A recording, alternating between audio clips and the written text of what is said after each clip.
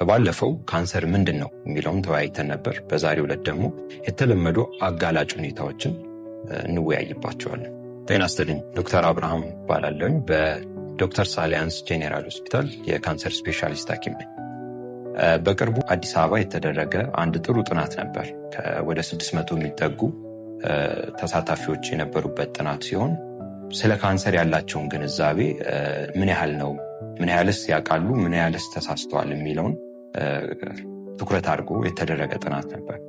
አብዛኞቹ የጥናቱ ተሳታፊዎች ሲጋራ ማጨስና መጠጥ መጠጣት ለካንሰር እንደሚያጋልጥ ያውቃሉ። ቢሆንም በጣም ኢንተረስቲንግ የሆነ ክፍተት ግን ታይቷል። ለምሳሌ ክብደት መጨመር ወይም ደግሞ በቂ የሆነ አካላዊ እንቅስቃሴ አለማድረግ ካንሰር ሊያመጣ እንደሚችል ግን አብዛኞቹ እንዳልተረዱ ወይም እንደማያውቁ ግን ታውቋል በዚህ ጥናት።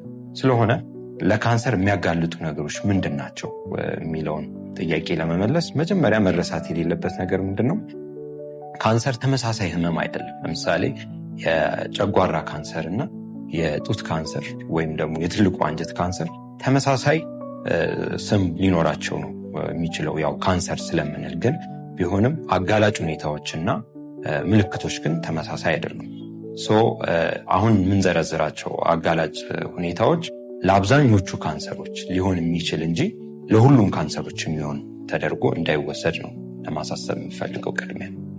በአብዛኛው ለካንሰር አጋላጭ የሆኑ ነገሮች ተብለው በማህበረሰባችን ውስጥ የሚታወቁት ሲጋራ ማጨስና መጠጣት ለተለያዩ ብዙ ካንሰሮች አጋላጭ ናቸው።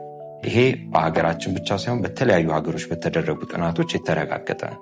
ከዛ ውጭ ያው ቅድም እንደጠቀስ ነው የበቂ የሆነ አካላዊ እንቅስቃሴ አለማድረግ፣ ከፍተኛ ክብደት በራሱ ለካንሰር አጋላጭ ነው። እንዲሁም ደግሞ ወደ አመጋገባችን ስንመጣ ጤናማ ያልሆኑ አመጋገቦች፣ ያ ማለት ለጤንነታችን በተለያየ መንገድ የሚያግዙንን ፍራፍሬ እና አትክልት ያለባቸው ምግቦች በበቂ ሁኔታ አለመመገብ፣ እንዲሁም ደግሞ ቅባት የበዛባቸው ምግቦች፣ ፕሮሰስድ የሆኑ ምግቦችን አብዝቶ መጠቀም ለካንሰር ያጋልጣል። ከዚህ ውጭ ለካንሰር አጋላጭ ተብሎ የሚታየው ደግሞ ምንድነው? እድሜ ነው። እድሜያችን እየገፋ ሲሄድ ለካንሰር ተጋላጭነታችን እየጨመረ ይሄዳል። ከዚህ በተጨማሪ የተለያዩ ተላላፊ የሆኑ ህመሞች ለካንሰር ተጋላጭነታችንን ሊጨምሩ ይችላሉ። ለምሳሌ ያህል የጉበት ቫይረሶች፣ ሄፓታይተስ ቢ እና ሲ የምንላቸው ቫይረሶች ስፔሲፊካሊ ለጉበት ካንሰር ተጋላጭነታችንን ሊጨምሩ ይችላሉ። እንዲሁም ደግሞ በሀገራችን በጣም ከተለመዱት ካንሰሮች አንዱ የሆነው የማህፀን በር ካንሰር ኤችፒቪ በሚባል